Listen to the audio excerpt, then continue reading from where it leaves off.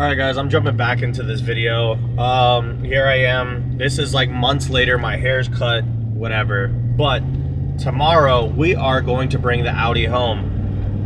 So I don't want to yap too much on what happened or like where we left off. I'll do that tomorrow when we get there. But right now I want to shout out my buddy Sam. He's letting me borrow his truck and trailer so that I can go down to Iowa to see Darren, finish up the car, and trailer it home. So it can get out of Darren's space, out of his hair, and I'll be able to do the minor things that I need to do to finalize the build and get it ready for my first event, hopefully later this summer, hopefully sooner than later. So I'll check back in when I pick up the trailer. All right, so just made it home, and there we see I have Apex Sam. I have his whole rig. I'm gonna take it down to Iowa tomorrow to Darren's shop. We're gonna finish wrapping that car up, get it running, get it driving, rear-wheel drive converted. So just got to finish welding the rear diff. Once we weld the rear diff, then we can lay a nasty burnout and put it on the trailer and bring it right back here. So until then, I'll see you guys in the morning. Good morning. Here we are, pumping gas. On our way out, I didn't want to film anything in my driveway because, one, I'm not supposed to have a truck and trailer there, HOA rules, but, one night thing, so it ain't that bad. I ain't worried about it, but we're on the road. We're about 2.5 hours out, and then we get to work, and then we hopefully bring, well, man, not hopefully, but we're bringing that car home, running or not, but hopefully we get it running, and then we get the rear diff done. So we can bring that bad boy home, and I can start doing paint work. That's next for me, is learning paint work and paint matching the whole front end before I figure out if I want to repaint the whole car or not. So, but yeah, here we are. Gas is absurd, but gotta do what you gotta do. This right here, boys, is why, and this was with a quarter tank left. This is why I will never own a truck. I will only borrow a truck when I need it, but people that daily drive trucks, y'all are crazy. What is that?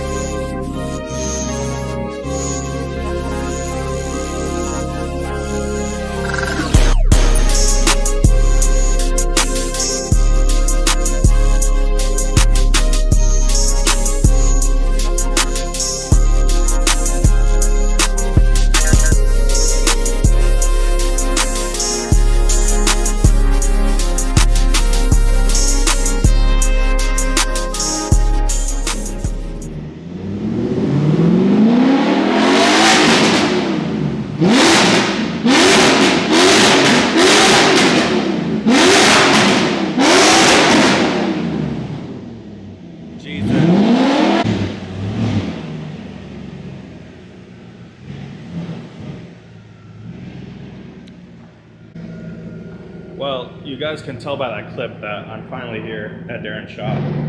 I just pulled up, he's inside figuring out his drift car. He's gonna end up bringing the wagon and the Z to Midwest Shred Fest. But my baby is over there, and we're gonna have to roll her in, finish her up. Okay, so we got the car back on the lift. I just took this wiring harness off that was on this engine. It's a little newer than my car. My car was a 99. This is an engine harness from 2001. So it has wideband. Here, let me adjust that. It has wideband. My car does not. So we're going to go back to my harness. But the issue that we were having was cylinder 2. Let me open that back up. Okay, so as I was saying, cylinder 2 wasn't getting any spark. So it was the wire that broke. So what we're doing is, yeah, there we go. So the wire broke. So we're going to try to chase it back and rewire it if we can figure out what was going on. Yeah, and try to make that work. Then we gotta grab a couple different things off the other engine. I know this looks crusty and everything. This is not the permanent engine that's going in here. The engine that we took out, I know is good, so we're gonna build that engine and just drive this for a little bit in the meantime while I, fix the paint, get the car low, and stuff like that.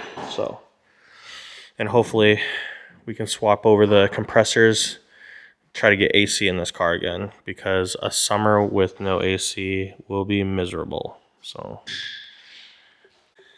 all right, so Darren's using ChatGPT for the pinout.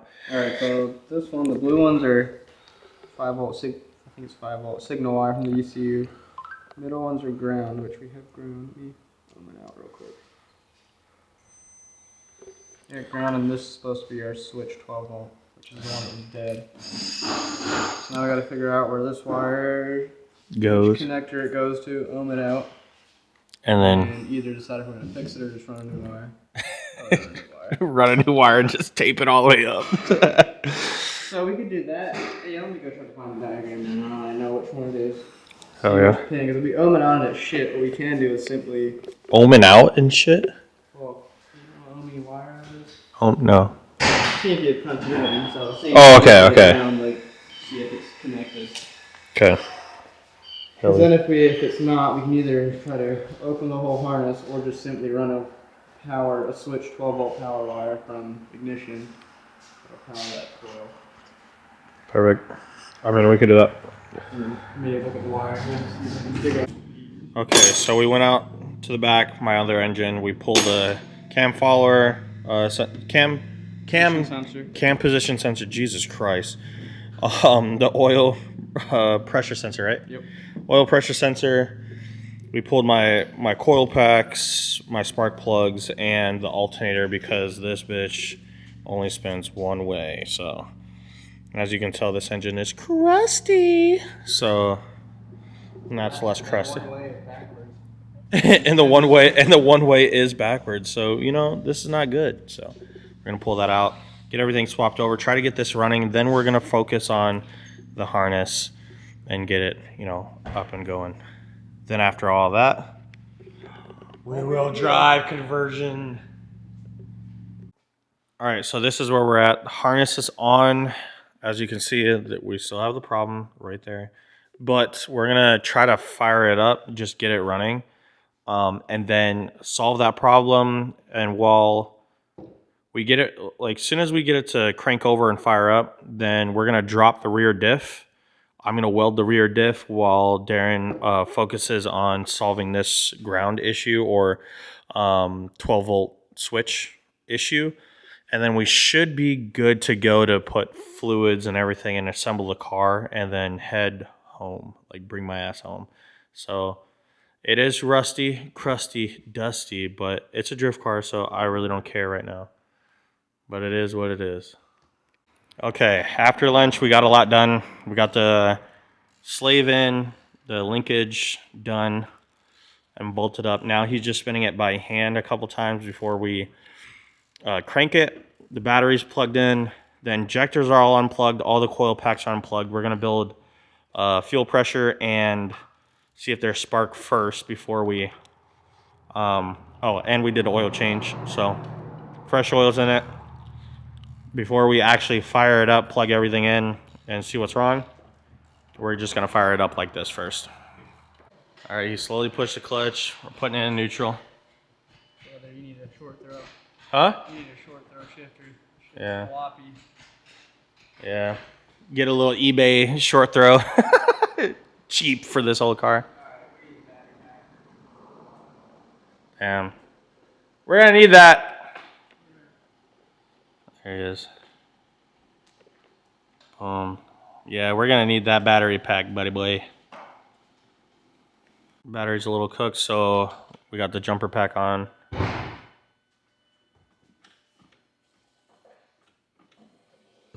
Fuel pressure.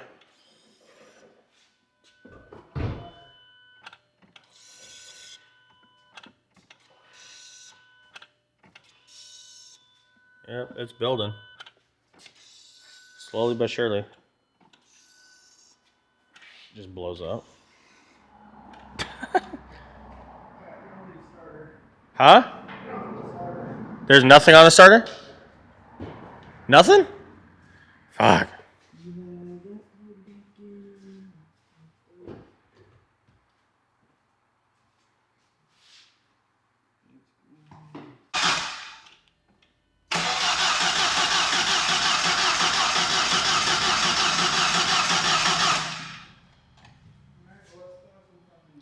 And watch for a big oil leak. So Adam's manning it. We're gonna give this 12 volts if it starts up. See if it... Wait. Now do it. Just wait. Now.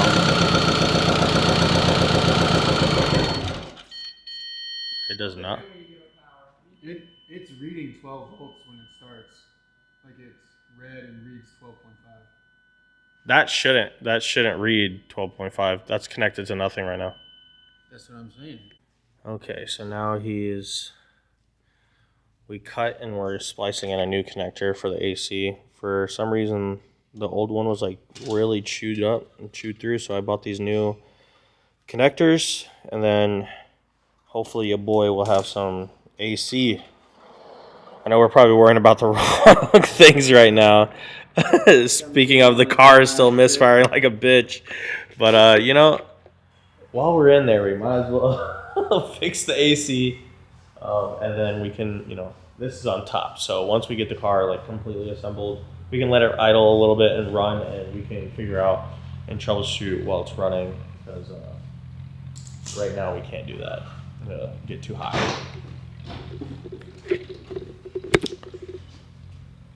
When I did it, it was cylinder 2 because I pulled it out with the spark plug in the coil pack and held it. Yeah, it was cylinder 2. The whole time that I was troubleshooting this, literally a year ago, it was all cylinder 2. But so now we got it back together and running and stuff. But now all of our issues have moved from cylinder 2 to cylinder 1, which makes no damn sense. So we've swapped coil packs and spark plug, and now we're gonna see what happens here. So this is fucking dumb. Oh, we jumped that, so.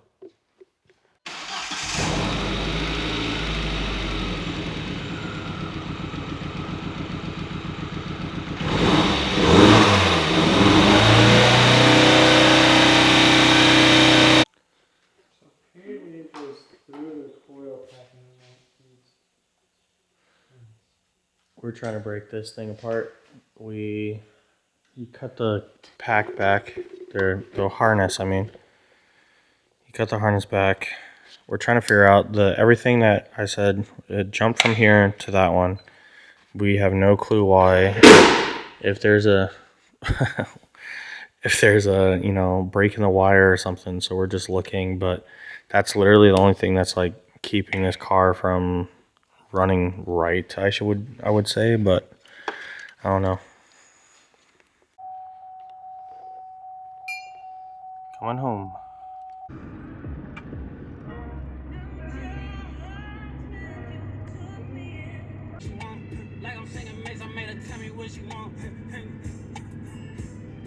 So a couple days ago I brought the car home, and now this is where it sits. I have to get it ready for paint and fix a couple things. Like I got to do the brakes, I got to do the control arms, I got to do coilovers, lower the car a little bit. I got to finish the rear wheel drive, so welding the rear diff, and then cleaning out the interior, figuring out what I want to do for seats and harnesses and steering wheel. So after all that, this car will be ready. Oh, and hydro. And then this car will be ready to slide my first event. For now, I'm going to give this thing the first wash it's had in probably a year.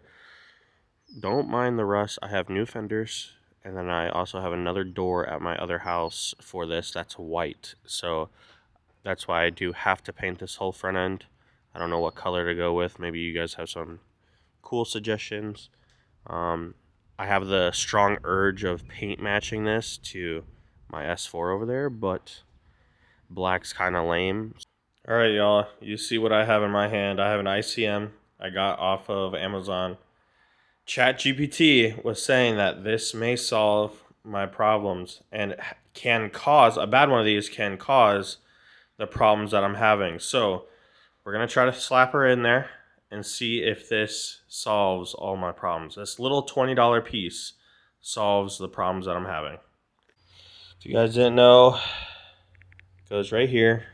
Just plugs right in. Most people delete them, but this car still has it, so we're going to try to replace it and see if that fixes it.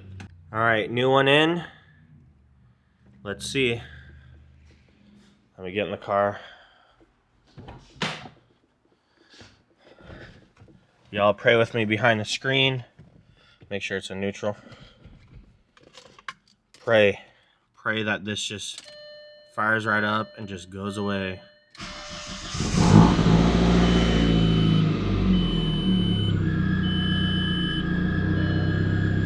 Guys, it was that.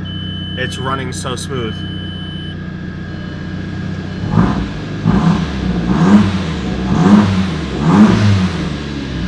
Guys, it was that. Dude, ChatGPT for the win. It was just that. It was just the ICM that was causing all of our problems. So now I'm going to clear all the codes, and then we're going to take this thing for a rip. I'm going to set the camera up, and let's go for the first drive in a long time.